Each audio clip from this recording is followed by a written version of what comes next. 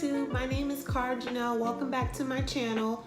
Come on in and soak up some knowledge. Come on in and soak up some knowledge. Come on in and soak up some knowledge. Come on in and soak up some knowledge.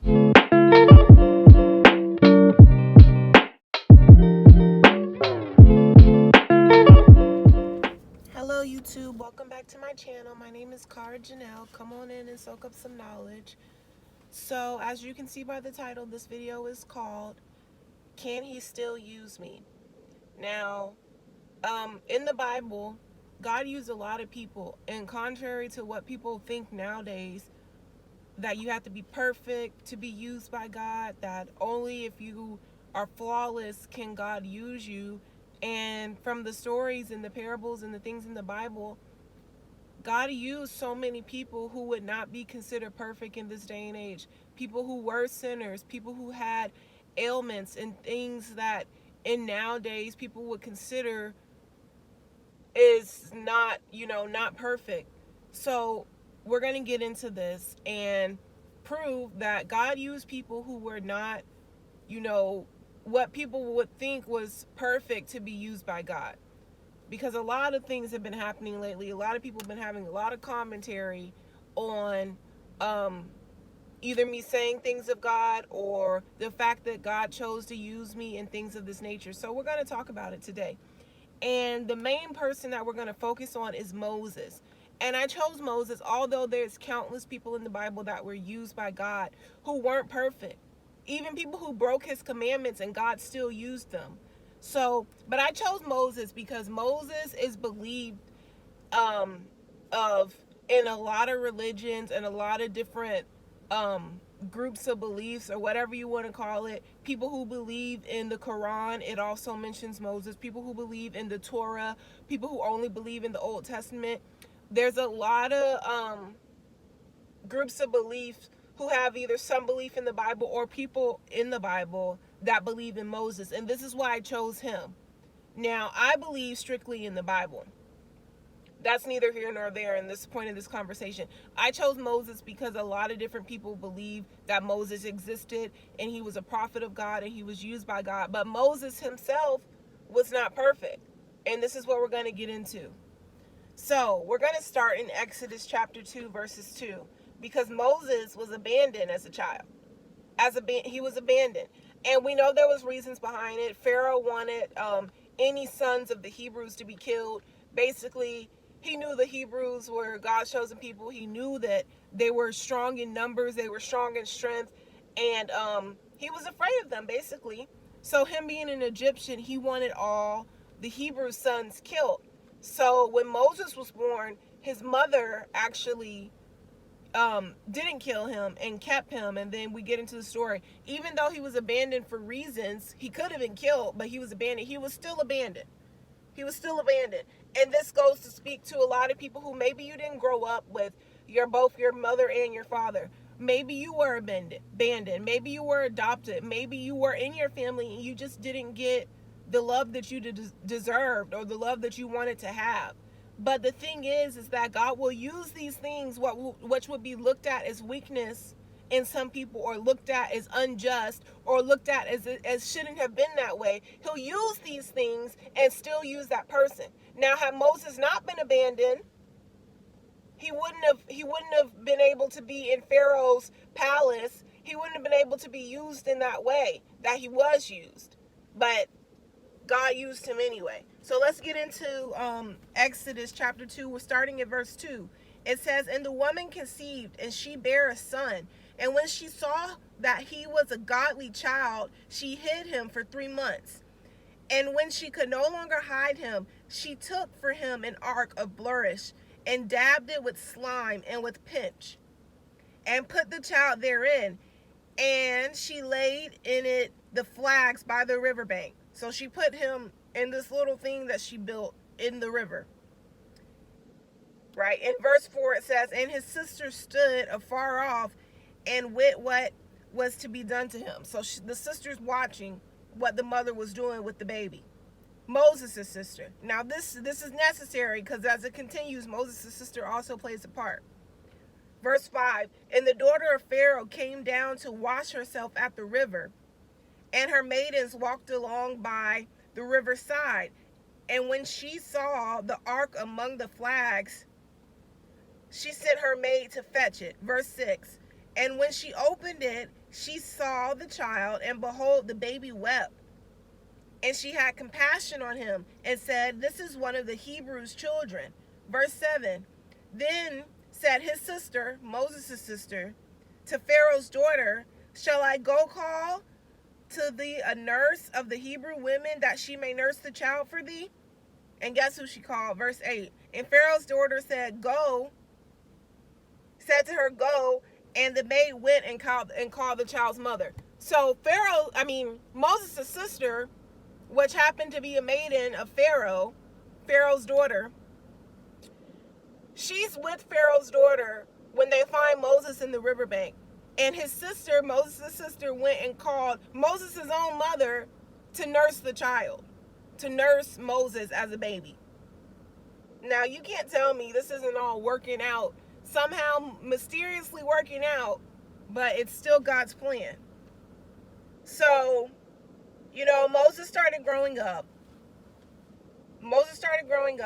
And the thing is, not only was Moses abandoned as a child, although he grew up in this Pharaoh's palace, he was still left by his mother and his father, because he would have gotten killed had they not, put him in the riverbank. But not only that, Moses was a murderer and a fugitive. Now, if you know anything about Moses in the Bible, Moses was heavily used. Moses was used to bring the children out of Egypt. He was used heavily.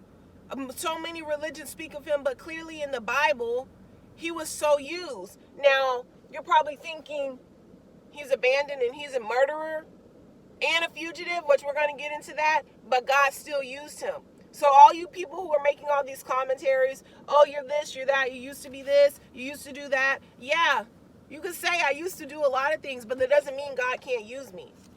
And the funny thing is, people make commentary and they act like they're exposing something, but I tell on myself, like, you can go watch my testimony and see the things that I did.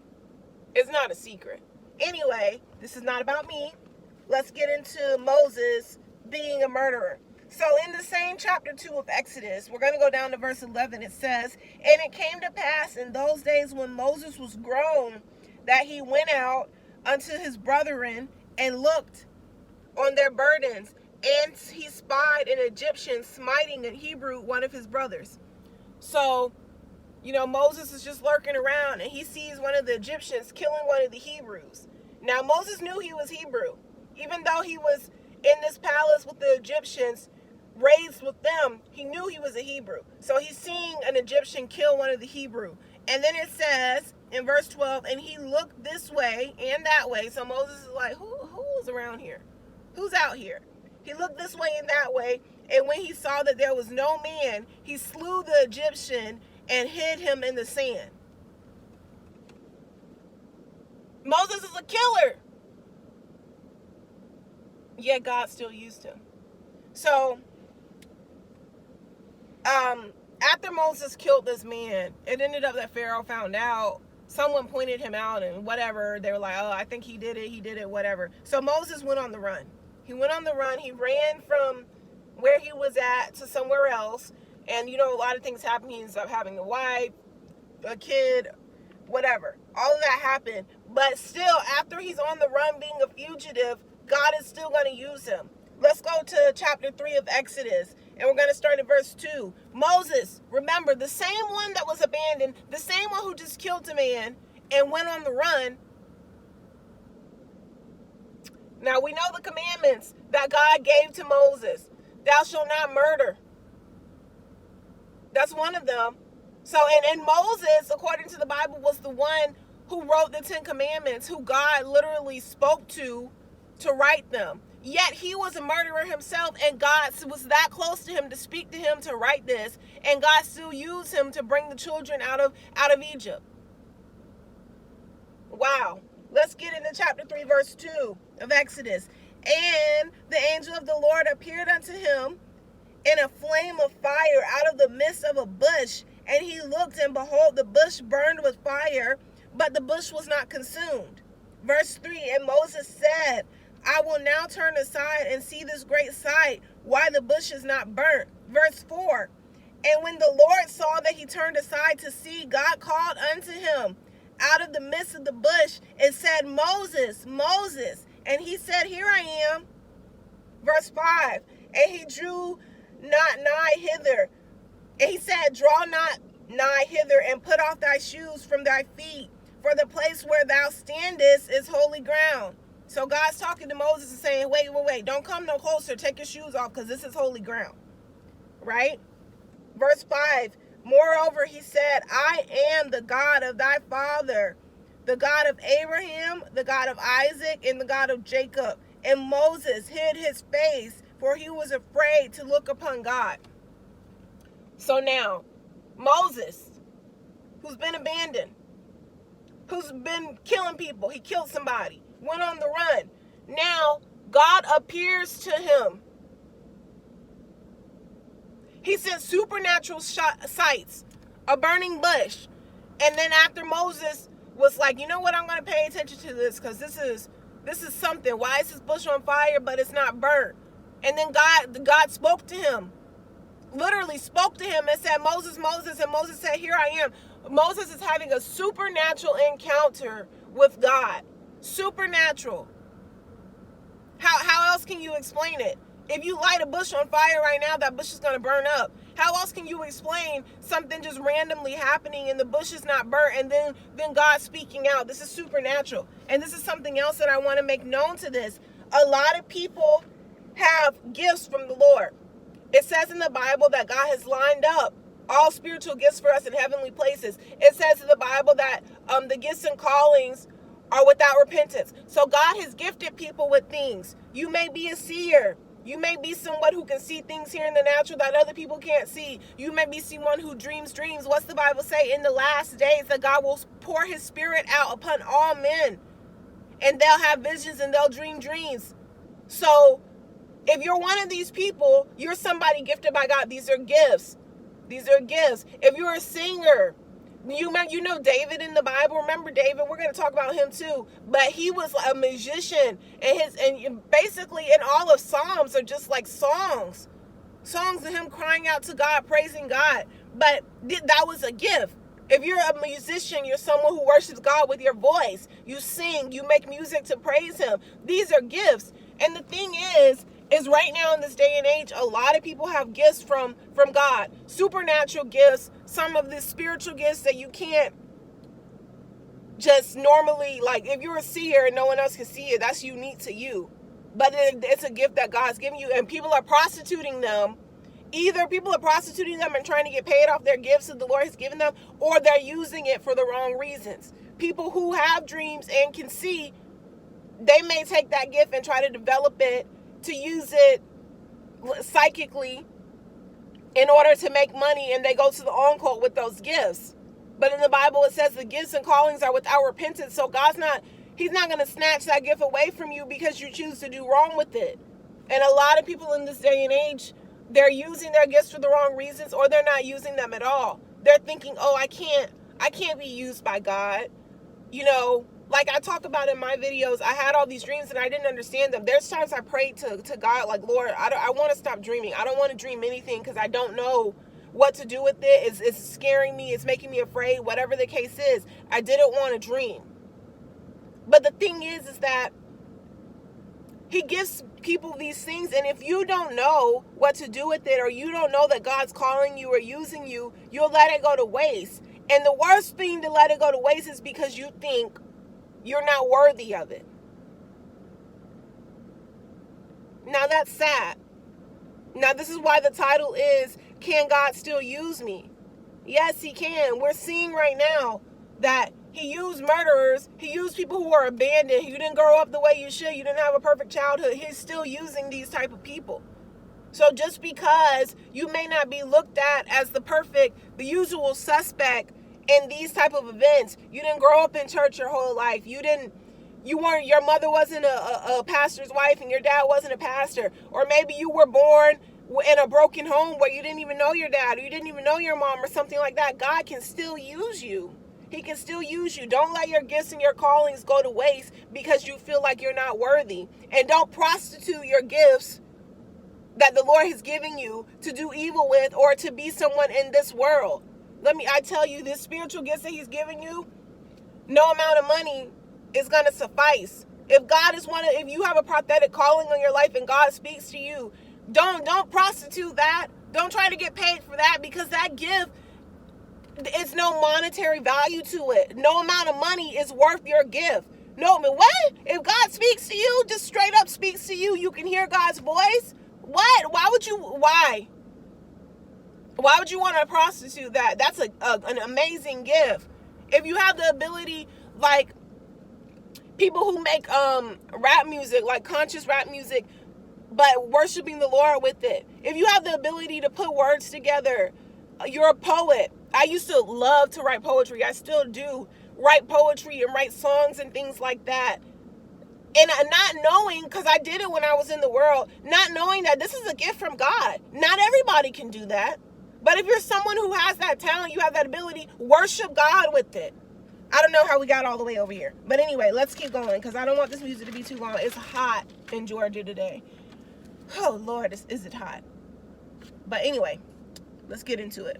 So now, after, God spoke to Moses, showed him that sign of the burning bush, and he spoke to him, God starts telling him, like, he wants to use him. He wants him to bring his children out of Egypt, that he is going to heavily use Moses. And Moses, being flawed, was thinking, nah, they're not going to believe me. No, I don't think this is going to work out. I don't think they're going to believe me. How am I supposed to prove? He just had all these doubts. You can read that. If you finish reading chapter 3, you can see what God, is trying to commission Moses to do. And we're going to get into chapter 4 when Moses starts objecting to what God says. Now, this is another thing that Moses was flawed in. Moses had some type of speech issue. And he was believing that, because he had this speech issue, that people weren't going to listen to him.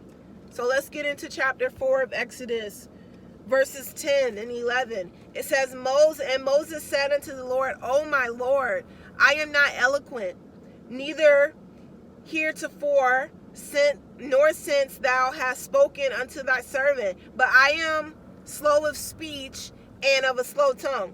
So some people translate that to Moses was like a stutterer. Verse 11, and the Lord said unto him, who hath made man's mouth, or who hath maketh the dumb, or the deaf, or the seeing, or the blind? Have not I the Lord? So he's saying, Moses, I know that your tongue is slow, or you have these speech issues, but I made you, and I'm still trying to use you. So even me, I stumble over my words all the time and be talking extremely fast, but what? But God made me. It says right here in 11 that he made the mouth. He made who's dumb. He made who's deaf. He made who's seeing. He made who's blind. He made these people. He made you just the way you are. And if you have anything that's flawed about you, he made you that way. So he can still use you. Remember back in Genesis where God made everything and then he looked back and said, and it's perfect and it's good.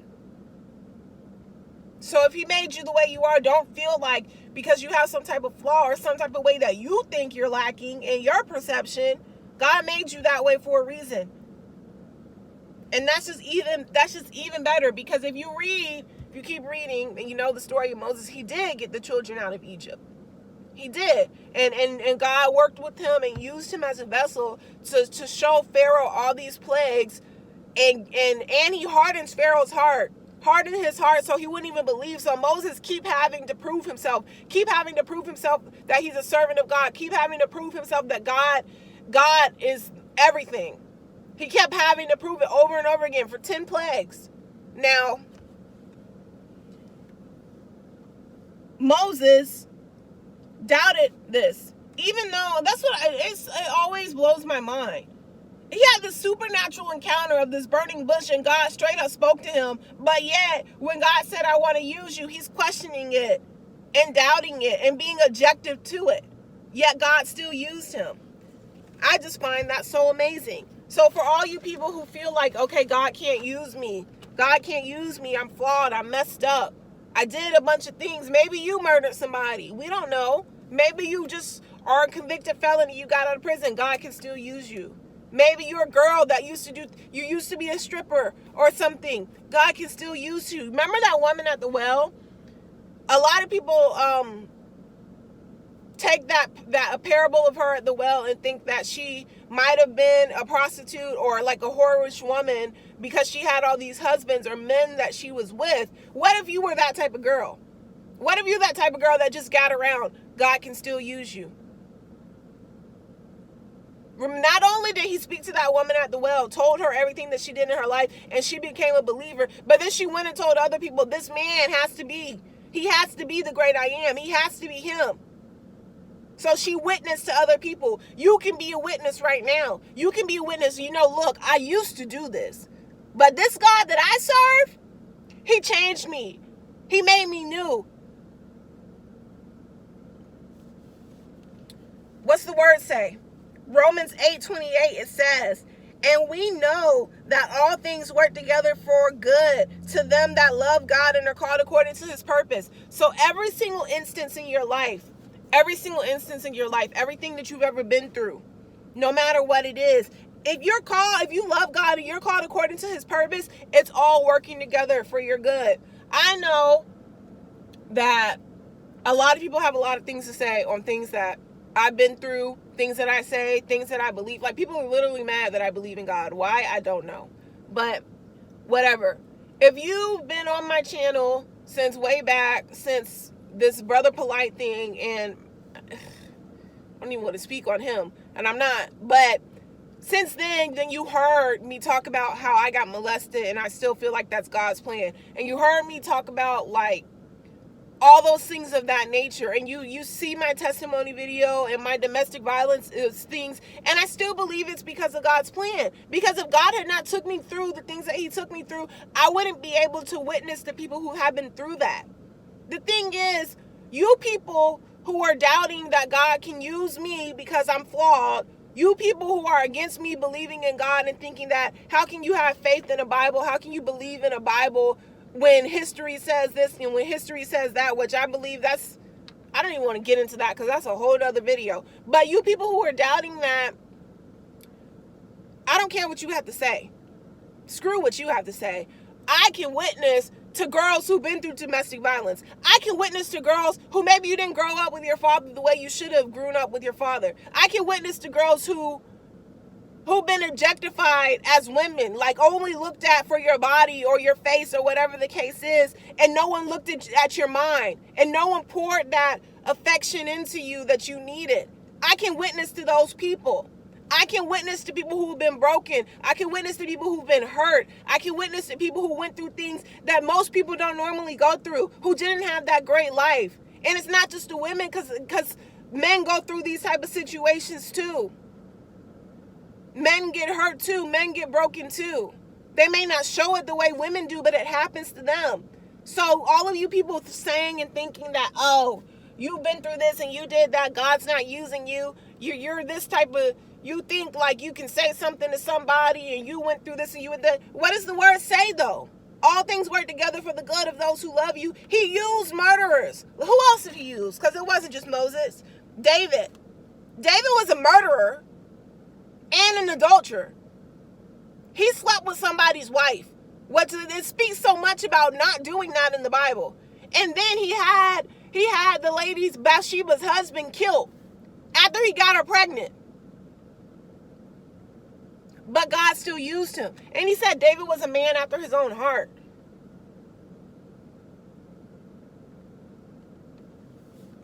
Who else did he use? Saul. Saul/Paul was out killing Christians. He still used them. Who else did he use? Noah. Noah, who built the ark, was also a drunk. According to the word, he was drunk, and his son came in on him, And the son told his other brothers, therefore he cursed his grandson Ham. Cursed him. He was out there speaking death with his tongue. God still used him though. Who else? Jacob. Jacob the trickster. He stole his brother's destiny. He was not doing right. God still used him. So if you're ever questioning, can God use you? Go in the Word and look at the type of people that he used. Go in the Word and see the type of people that he worked majorly with. These people that I just mentioned were majorly used in the Bible, major influences. Not just a couple, not just like, there's nameless prophets and there's nameless people, messengers and stuff that they don't even mention their name in the Bible. No, these people were heavily used, heavily influenced people in the Bible. God still used them even though they were flawed, even though they may have broken his commandments. Even though in this day and age, you see a lot of people preaching the word, speaking the word, and then people are quick to judge them. Oh, well, they did this, and well, they did that, and they do this, and they do that. They're quick to judge, not knowing that God can still use them. Don't let your mind block out a message that God's trying to give you.